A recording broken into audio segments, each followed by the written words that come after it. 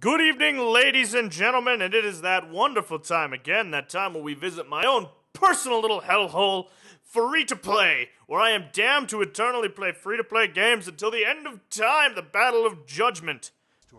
In a couple of months, the game we're looking at today won't even exist. That's right, we're taking a look at the free-to-play, DC-themed MOBA, Infinite Crisis. And let me tell you something, the gaming industry is not losing a gem. This is definitely not a PT we're talking about here. Nobody's gonna notice that this game passed into obscurity, other than the fact that I'm doing this video on it. I wanted to try it out before it went, bye-bye, into the ether of games that no longer exist. And I kind of regret making that decision, because it's not very good. It's not very good at all. So what is Infinite Crisis? Well, to put it basically, it's a MOBA in the most simple sense.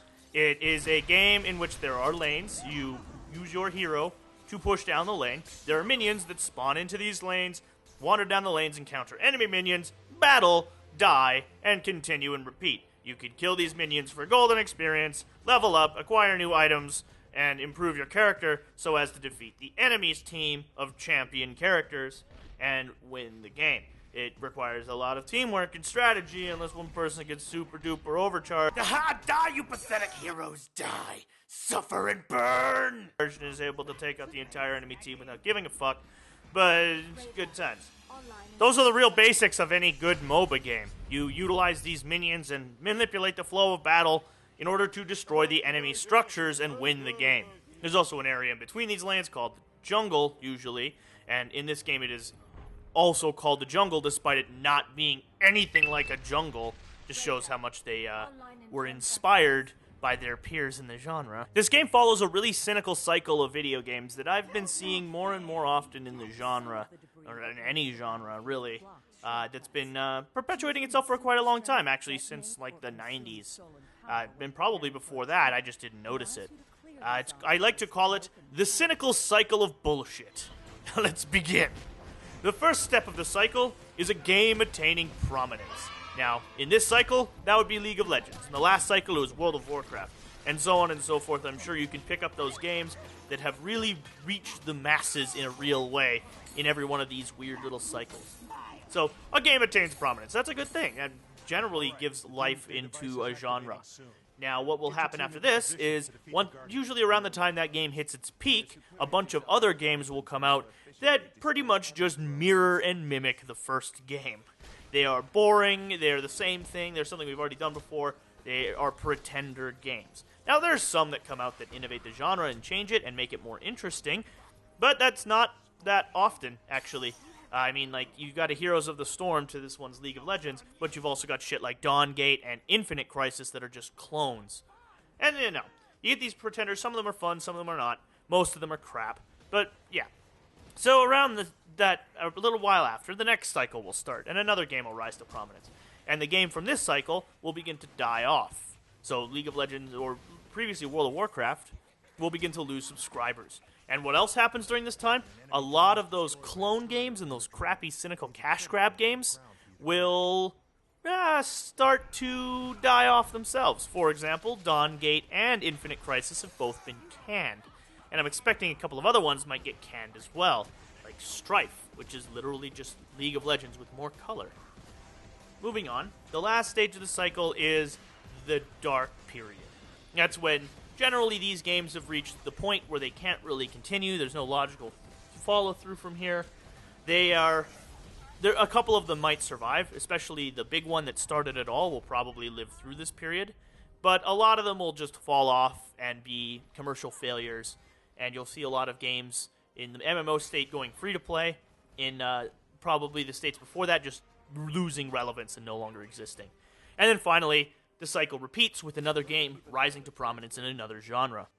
See, my problem with this game is that it in no way really changes how the genre works. It's just another clone of a better game, because that game is making money, therefore everybody needs to jump in on that money, because everybody wants to make all of the money in the games industry, and whenever somebody hits it big, everybody tends to copy them. I mean, look at World of Warcraft. After World of Warcraft, you had this surge of MMORPGs.